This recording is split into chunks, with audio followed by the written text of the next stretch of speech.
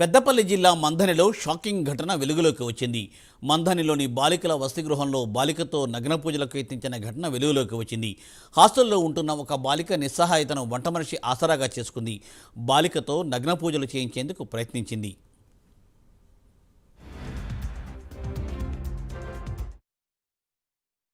నగ్న పూజలు చేస్తే లక్ష్మీదేవి కటాక్షిస్తుందని మాయమాటలు చెప్పింది.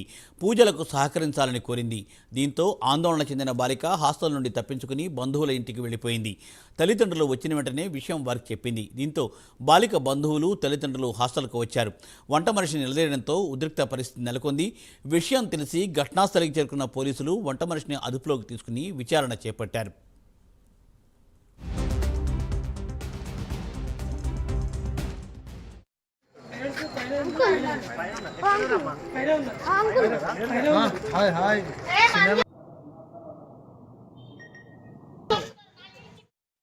మా మమ్మీ ఫోన్ చేసి అడుగు, మీ మమ్మీకి ఫోన్ చేసి అడుగు అని అంటే లేదు మమ్మీకి తర్వాత చేద్దామన్నదట.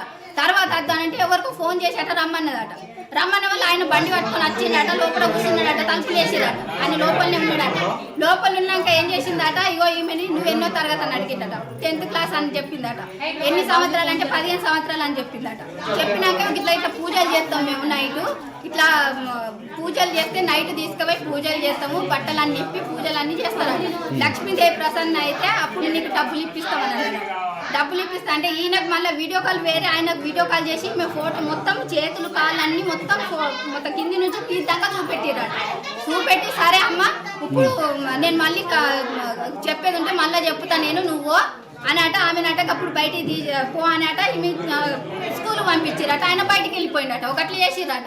ఈమెను అడిగితే ఎందుకు అమ్మమ్మ అంటే లేదు పూజలు చేస్తారట నైట్, ఆ పూజలు చేస్తే డబ్బులు వస్తాయి, మీ అమ్మ పేదవాళ్ళు కదా డబ్బులు వస్తాయి అనట చెప్పిరట. నాకు తెలియదు అమ్మమ్మ, మా మమ్మీ ఫోన్ చేసి అడుగు, మీ మమ్మీకి ఫోన్ చేసి అడుగు అని అంటే లేదు మమ్మీకి తర్వాత చేద్దామన్నదట.